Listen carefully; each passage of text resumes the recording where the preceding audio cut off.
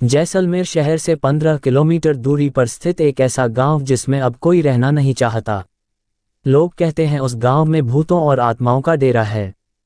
कहा तो ये भी जाता है कि उस गांव में फैली दहशत के पीछे जो कहानी है वह उससे भी ज़्यादा भयानक और ख़तरनाक है, जिसकी बुरी नज़र की वजह से जो भी उस गांव में आता है वह अकाल मौत का शिकार बन जाता है। यूं तो हम सभी ने कभी ना कभी भूत प्रेत पिशाचों से जुड़ी कहानियों को पढ़ा या सुना होगा।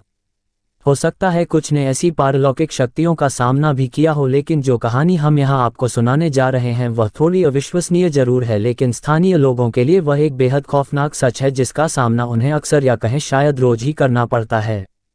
मरने के बाद भी जिंदा है वो। कुलधरा जैसलमेर से 15 किलोमीटर दूरी पर स्थित एक गाँव अपनी दहशत के लिए आसपास कुख्यात बन गया है। आपको ये बात तो पता ही होगी कि जिन स्थानों को पारलौकिक ताकतें अपने कब्जे में ले लेती हैं उन स्थानों पर बसने वाले लोग या तो स्वयं उस स्थान को छोड़कर चले जाते हैं और अगर नहीं जाते तो उन्हें अपनी जान से हाथ धोना पड़ता है। कुलधरा भी ऐसा ही एक गांव है जहां पहले ब्राह्मण समुदाय का वास था। ऐसा माना जाता है कि सन 1825 में इस गांव में रहने वाले पालीवाल ब्राह्मण और आसपास के 84 गांवों के लोग रातों रात अपना घर छोड़कर चले गए थे। सन 1300 से इस गांव में पालीवाल ब्राह्मण की पीढ़ियां रहा करती थी और रक्षाबंधन के एक दिन सभी इस गांव को छोड़कर चले गए। ऐसा माना जाता है इस दिन कुछ ऐसा दर्दनाक घटा था जिसके बाद आज तक भी बहुत से पालीवाल ब्राह्मण रक्षाबंधन का त्योहार नहीं मनाते। मौत से छीनकर अपनी जिंदगी दोबारा वापस लाई बड़े पैमाने पर हुए इस पलायन के पीछे की कहानी कुछ ये कहती है। जैसलमेर के दीवान सलीम सिंह को कुलधरा समेत 84 गांवों के मुखिया की खूबसूरत बेटी से प्यार हो गया था।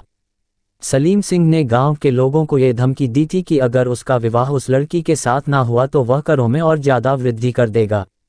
ऐसे हालातों में गांव के मुखिया ने उस स्थान को छोड़कर जाने का निश्चय कर लिया और अपने पीछे ये श्राप छोड़ गए कि जो भी उनके जाने के बाद इस गांव में रहेगा या बसने की कोशिश करेगा वह अपनी जान से हाथ धो देगा।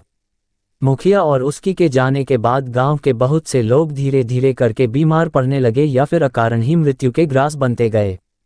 इस घटना के बाद कुलधरा और आसपास के 84 गांव के लोगों ने अपना अपना घर छोड़ दिया और तब से लेकर अब तक कोई भी उस गांव में बसने की हिम्मत नहीं जुटा पाया है।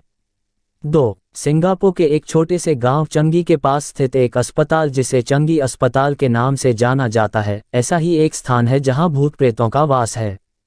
इस अस्पताल में जितने भी लोगों की जानें गईं आज वो एक आत्मा बन के यहाँ आने वाले हर इंसान को अपने पास ना आने की चेतावनी के तौर पर उन्हें डराती हैं। अस्पताल से कब्रगाह बने चंगी अस्पताल का इतिहास। इस अस्पताल का निर्माण वर्ष 1930 में सैनिकों के इलाज के उद्देश्य से करवाया गया था। उस समय यह मिलिट्री अस्पताल हुआ करता था और द्वितीय विश्व युद्ध के बाद इस पर जापान का कब्जा हो गया था। उस समय हजारों की संख्या में जापान के घायल सैनिक इस अस्पताल में लाए गए थे, लेकिन उस समय मेडिकल सुविधाएं कुछ खास उपलब्ध नहीं होती थीं, इसीलिए जितने सैनिक यहां भर्ती हुए थे उनमें से ज़्यादातर की मौत हो गई थी। अस्पताल में हो रही इन्हीं मौतों के कारण एक भयानक बीमारी ने अस्पताल के सभी लोगों को अपनी चपेट में ले लिया था। इस बीमारी की चपेट में आने के बाद कई नर्सों और चिकित्सकों की मौत हो गई थी और कहते हैं आज उन्हीं की आत्माएं इस अस्पताल में भटकती रहती हैं। स्थानीय लोगों के अनुसार यह जगह मनहूस है और मृत आत्माओं की ताकतों को यहाँ बहुत आसानी से महसूस किया जा सकता है। अस्पताल में एक नर्स के साए को अक्सर देखा जाता है। कहते हैं एक जवान का इलाज करते समय उस नर्स से कुछ गलती हो गई थी जिसकी वजह से जवान के परिजनों ने उस लड़की को खूब पीटा और उस समय वो नर्स गर्भवती थी तथा बुरी तरह जख्मी हो जाने के कारण वो नर्स वहीं तड़प तड़प कर मर गई और वह उसी गर्भवती अवस्था में अस्पताल के चक्कर काटती है और रात के समय हर आने जाने वाले को दिखाई देती है।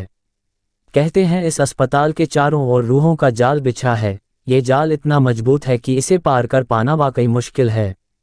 चौकीदार से लेकर स्टाफ तक वहां हर आत्माएं अपना वही पुराना रोल निभा रही हैं जो वह जिंदा होने पर निभाते थे।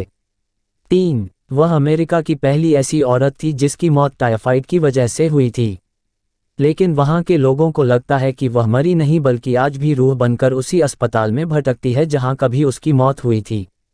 यही वजह है कि उसकी मौत के बाद भी लोग उसे पहचानते हैं और अमेरिका की रहने वाली मैरी मेलन को लोग टाइफाइड मैरी के नाम से बेहतर जानते हैं।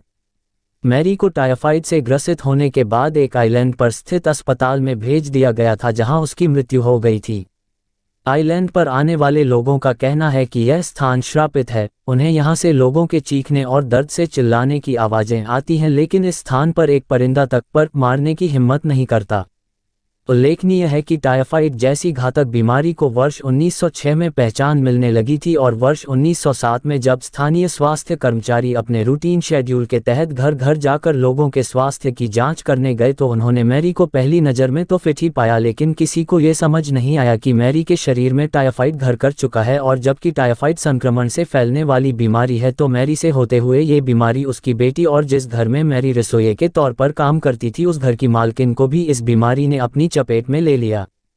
इसी तरह जिस घर में मैरी काम करती थी उस घर में रहने वाले 11 लोगों में से 6 को टाइफाइड हो गया और मैरी का शरीर पूरी तरह संक्रमित हो चुका था। इसीलिए मैरी को एक अकेले नॉर्थ ब्रदर आइलैंड पर भेज दिया गया।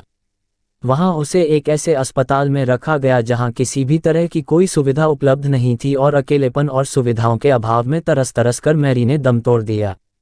आप यकीन नहीं करेंगे, लेकिन मैरी की वजह से और 51 लोग भी टाइफाइड की चपेट में आ गए थे। इस अस्पताल में कई मौतें हुईं और सभी की वजह टाइफाइड बीमारी ही थी। वर्ष 1963 में इस अस्पताल को सिर्फ इसीलिए बंद कर दिया गया क्योंकि लोगों को ये स्थान एक भूतहा स्थान लगने लगा था।